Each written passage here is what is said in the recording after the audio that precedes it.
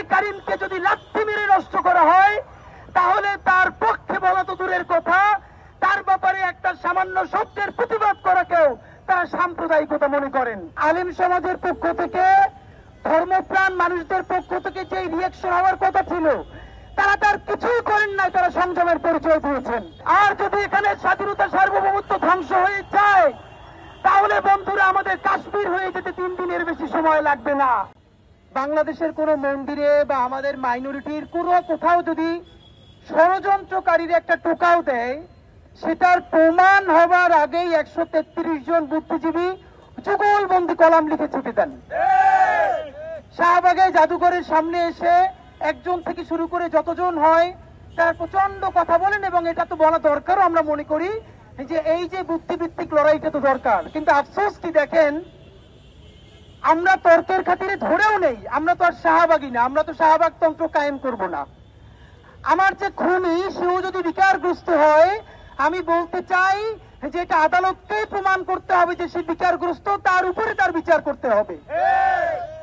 দেখেন, এই যে প্রত্যেকটা ঘটনা ঘটার সাথে গত 15-20 বছরে মন্দিরে হামলা, পূজার সময় হামলা বলার চেষ্টা করা হয়েছে, এখানে ধর্মপ্রাণ মুসলমানরা করেছে। আপনারা লিখে রাখেন, একটা মিডিয়াও আজকে বলতে পারবে না হাসিনার আমলে যতগুলো মন্দিরে হামলা করা হয়েছে, পূজার উপাসনালয়ে হামলা করা হয়েছে, বলা হয়েছে ধর্মপ্রাণ মুসলমান আব্দুল গফুর, আব্দুল করিম, আব্দুর রহিম তারা কোরআন শরীফ থেকে এসেছে মন্দিরে গিয়ে, পরবর্তী একটা তদন্ত কমিটিও এইটাকে সত্য বলে প্রমাণ করতে পারে না এবং করেও নাই। এবং এই যে সর্বশেষ পার্বত্য চট্টগ্রামে আমরা দেখলাম, যেখানে এই যে ধর্ষণের কথা বলে বাংলাদেশে পুরো মানে কি অদ্ভুত ব্যাপার, পার্বত্য চট্টগ্রামে একটা পাতা খসে পড়ার আগেই শাহবাগে এসে বলা শুরু হয়ে যাবে সেখান থেকে সেনাদেরকে সরাইতে হবে। কেন পার্বত্য চট্টগ্রাম থেকে সেনাদেরকে সরাইছে? তাহলে তোমাদের দাদাবাবু দিল্লির দিয়ে পার্বত্য চট্টগ্রাম দখল করাইতে সুবিধা হয়, এই জন্যই কি তোমরা বসে থাকো?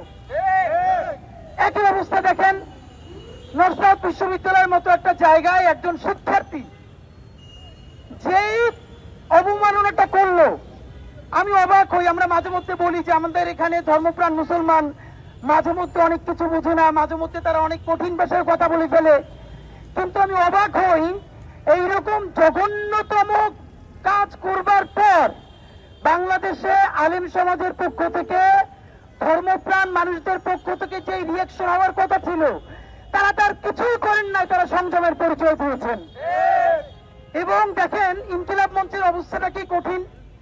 আমরা প্রত্যেকটা এরকম বিপদে আগে আমাদের ধর্মপ্রাণ মুসলমানদের হাতে পায়ে ধরে বলি, ভাই প্লিজ, আলিফ ভাইকে যখন হত্যা করা হয়েছে প্লিজ বলেছি আল্লাহর ওয়াস্তে আপনারা সংযত থাকেন। এইরকম প্রত্যেকটা ঘটনায় বাংলাদেশের মুসলমানদেরকে আমরা সংযত থাকতে বলি। আপনারা বলেন এইরকম সংযত থাকতে থাকতে কোনো একদিন যে তার ধৈর্যের বাঁধ ভেঙে যাবে না, তার নিশ্চয়তা কে দিবে? আমাদের কেউ তো কয়দিন পরে মানুষ বিশ্বাস করতে শুরু করবে না। এখন অনেকে বলে থাকেন ধৈর্য ধরা কি শুধু এখানে মুসলমানদেরই কাজ, তাদেরই সমস্ত দায়? আপনাদেরকে একটা উত্তর দিই ভাইয়েরা, হ্যাঁ, এই বাংলাদেশের স্বাধীনতা সার্বভৌমত্ব টিকিয়ে রাখা, এখানের ইসলাম ইনসাফ দিন থাকবে কি থাকবে না, এর সাথে বাংলাদেশের স্বাধীনতা সার্বভৌমত্ব সরাসরি প্রশ্ন জড়িত। বাংলাদেশের স্বাধীনতা সার্বভৌমত্ব অক্ষুণ্ণ থাকলে পরেই এখানে ইসলাম থাকবে, এখানে ইমান থাকবে, এখানে মুসলমান থাকবে। আর যদি এখানে স্বাধীনতা সার্বভৌমত্ব ধ্বংস হয়ে যায়, তাহলে বন্ধুরা আমাদের কাশ্মীর হয়ে যেতে 3 দিনের বেশি সময় লাগবে না। তাই এই রাষ্ট্র টিকিয়ে রাখার দায়িত্ব যেহেতু সব থেকে বড় দায়িত্ব মুসলমানের, সেই পরিবারের বড় ভাই হিসেবে তাকেই সব থেকে ত্যাগটা স্বীকার করতে হবে। আমাদের আর কিছু করার নাই ভাইয়েরা। আমরা যারা পরিবারের বড় সন্তান, আপনারা জানেন ওই পরিবারের অক্ষুণ্ণতা ধরে রাখার জন্য তারাই বারবার ত্যাগ করতে হয়। এখানের মুসলমানরা হইল বাংলাদেশ নামক রাষ্ট্রের সব থেকে গুরুত্বপূর্ণ স্বাধীন সার্বভৌম সন্তান। সুতরাং তাই বাঁচাই রাখার জন্য তারাই বারবার ত্যাগ করতে হবে, কারণ এই রাষ্ট্র যদি ধ্বংস হয়ে যায় তাহলে অন্যদের কোনো দুঃখ নাই, তারা আনন্দই পাবে। আপনাদেরকে আর একটা কথা আজকে বলি, বাংলাদেশের মুসলমানদের একটা সমস্যা হইল তারা কোথায় কোথায় বলে তারা 90%।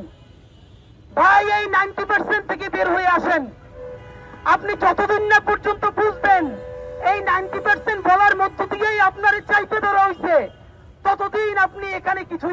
পারবেন না। এই বাংলাদেশের 18 কোটি মানুষের মধ্যে মুসলমান পরিচয়ের মানুষেরা হলো সব থেকে বড় কালচারাল মাইনরিটি।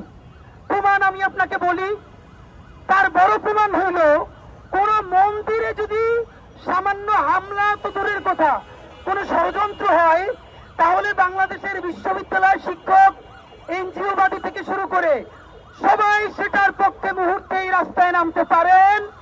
কিন্তু মুসলমানের নিজের জীবনের থেকেও পবিত্র কোরআনে কারিমকে যদি লাথি মেরে নষ্ট করা হয়, তাহলে তার পক্ষে বলা তো দূরের কথা, তার ব্যাপারে একটা সামান্য শব্দের প্রতিবাদ করাকেও তারা সাম্প্রদায়িকতা মনে করেন।